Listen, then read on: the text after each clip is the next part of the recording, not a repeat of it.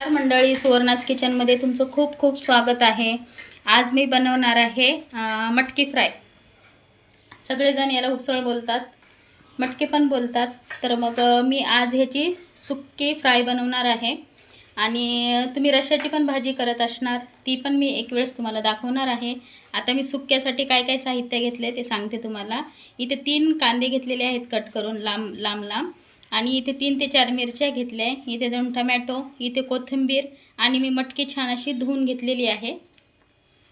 आणि 2-4 कढीपत्त्याची पानं आणि मटकी इथं आता मी धुवून ठेवलेली आहे. हे बघा, काल भिजत घातली होती, काल रात्री मोड यायसाठी बांधून ठेवली. आणि हे बघा असे मोड आलेले आहेत.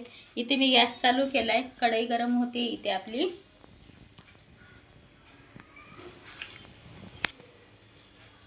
आता बघा इथे मी 2 ते 3 माप तेल टाकून घेणार आहे.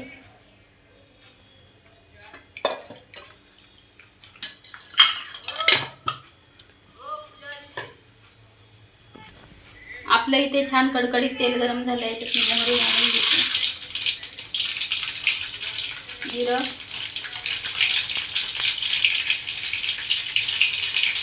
कढीपत्त्याची पानं,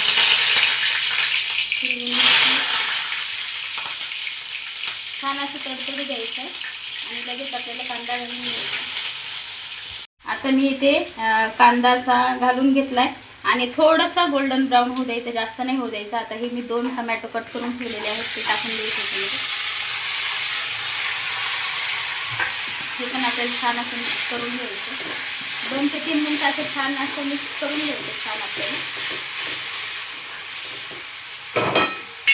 आणि हे सगळं फास्ट गॅसवरच करायचं आहे आपल्याला. त्याच्यामध्ये थोडीशी कोथिंबीर घालून घेते टेस्टसाठी.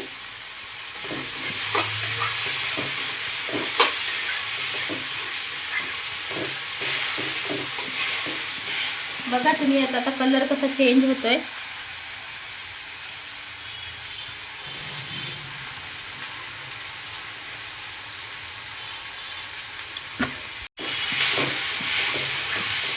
ही चपाती बरोबर आता आपण सकाळी सकाळी नाश्ता करतो, तर मग मुलं काय कडधान्य वगैरे काही खात नाही. मग नाश्त्याला पोहे, उपमा, इडली वगैरे आपण देतोच. तर मुलांना काही मुलं मटकीची भाजी पण खात नाही, तर मग आपण रश्श्याची भाजी न करता असा फ्राय बनवून द्यायचा मस्त चटपटीत मुलांना.